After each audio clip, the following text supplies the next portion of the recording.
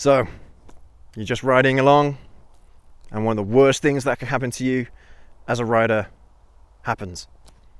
Your front brakes fail, and for whatever reason you've lost all brake pressure, and all that happens when you pull on that lever, it just sinks to the handlebars and you're not slowing down. What do you do?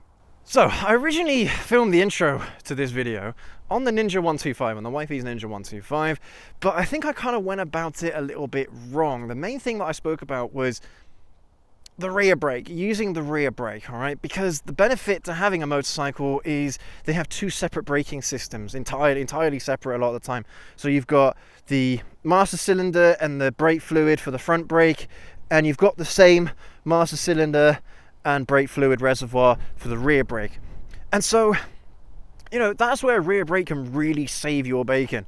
If for whatever reason your brakes absolutely fail, you know, you see that the brake line has split or something and there's hydraulic fluid coming out, right? Something like that is going to be the reason why you lose your brakes, all right? Same for the rear brake, of course. But in today's video, we are going to test out whether or not engine braking can be in any way, shape or form effective at stopping you if you lose a brake of some kind. So if you lose your front brakes or maybe even your rear brakes. But I will reiterate, don't let this become a reality, right? Make sure your brake lines are good, make sure your brakes are good, make sure they have plenty of .4 in them, right? Just please make sure that they work 100%, all right? That's the benefit behind MOTs here in the UK, is that they will test things like the brake systems, they will check their quality, not their quality, but their condition rather, and then we'll make sure that they are working as best as they can. Right, so let's go on the ZX-9R and let's see if we can slow this motorcycle down using just the clutch and the engine. I don't think this is going to work as well as as I used to, because since we did that test where we turned off the ZR 1400, there's the video on what happens if you hit the kill switch whilst you're riding. The engine didn't actually slow me down as much as I thought it was going to. All right, here we go. All right. So first things first, we'll hit the kill switch on this bike and we'll see what it does. Right, here we go. First gear, kill switch.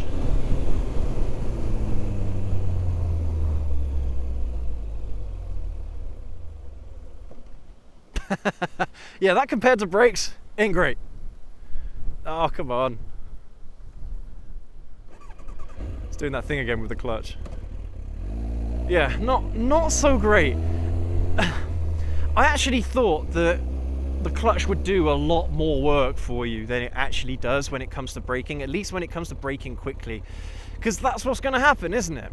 When you are using your brakes, it's going to be the time when you use the brake when you really need the brake is when your brakes are going to fail on you, isn't it? It's always the way, right? Let's see if we can do it a little bit quicker.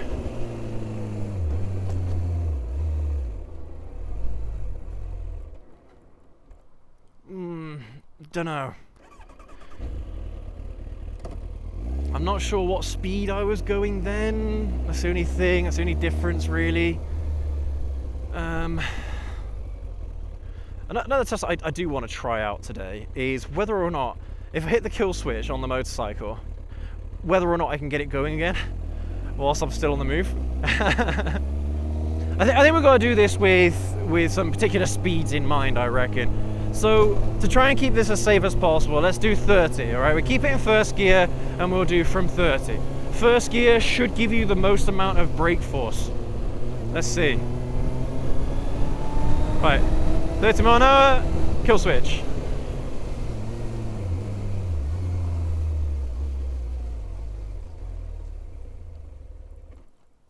Don't know, man.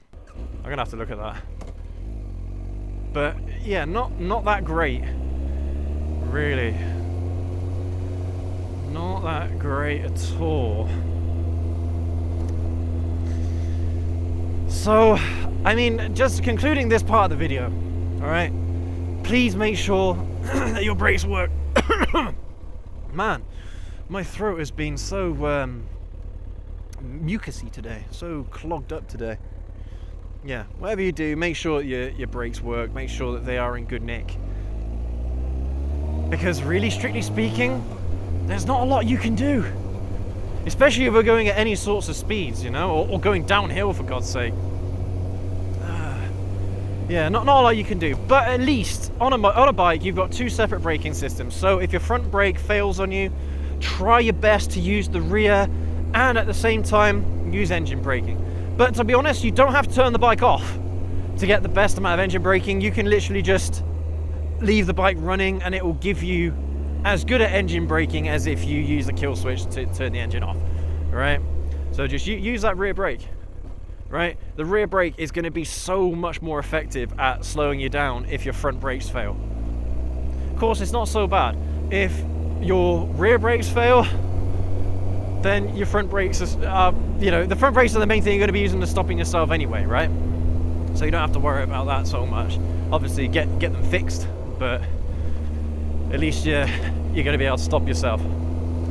Right, so let's try out then another test on this bike, and let's see if I hit the kill switch, if I can get the bike going again. Effectively, all that we're doing is just using like a bump start. Really is what we're doing. So if you actually hit the kill switch, can you get the bike going again whilst you're still moving? Here we go. Now I'm going to try doing this before we get to the hill. Right, kill switch. Yep. If you turn the kill switch off, turn it back on again, it will go. Right, now I wouldn't recommend that you do that though, okay? There was a little bit of a pop that came out of the exhaust then. Right, so there's a little bit of backfire. Because I imagine that there is still fuel being pumped into the cylinders. Alright, despite the kill switch is off, it's still getting fuel. So you're probably going to have an extra little bit of pressure in the exhaust.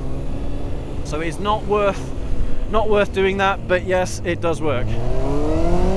Right, so yeah, it's good. It's good. Right, let's try with the ignition this time. Getting the bike to start. We'll do it at 30. Alright. Go at 30 mile an hour. 3, 2, 1.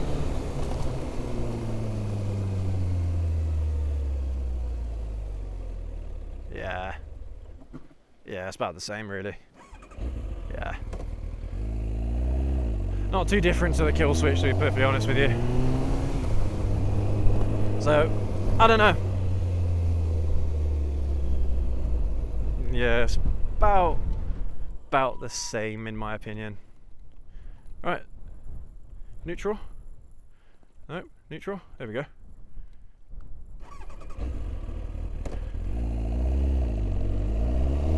Because I've seen that before, where yeah, I think it's on the Bearded Mechanic, because he buys lots of ropey bikes and tries to get them home. You know, he tries fixing them on the driveway of the person that he's bought them from, and they're non-runners, and then he tries to get them home, and more often than not they don't have any brakes.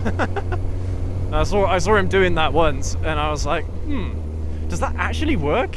Turns out no, it doesn't, unless you're going less than like 10 mile an hour. So yeah, not great, if I'm being perfectly honest with you.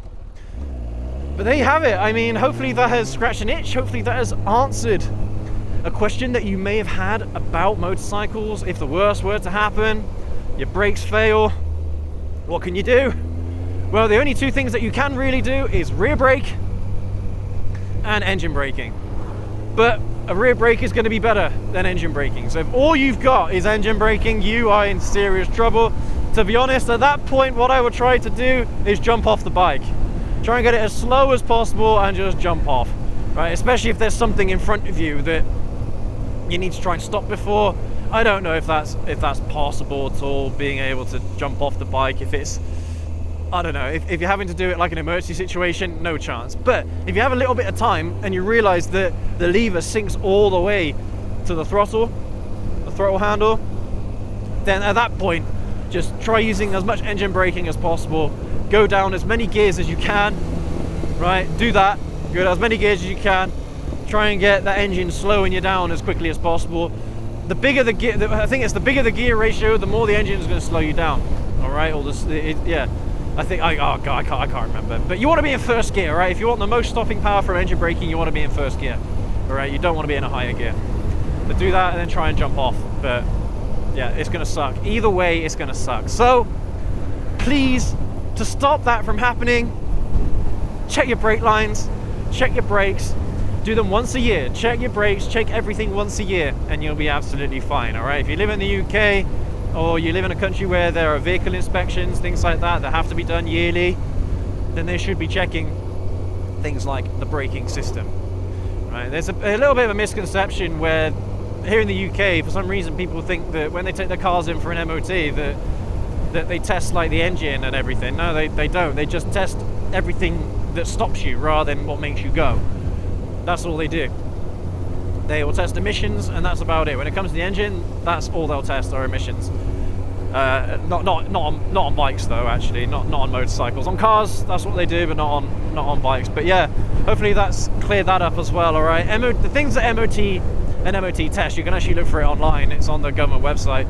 But an MOT test really is suspension, brakes, rigidity of the frame, condition of the frame, rust, overall condition, structural rigidity of the motorcycle, the lights, of course, and that is pretty much it. The tires as well, yeah, the suspension, I think I said suspension, yeah, the tires, right, the wheels, the wheel condition, that's what they'll check.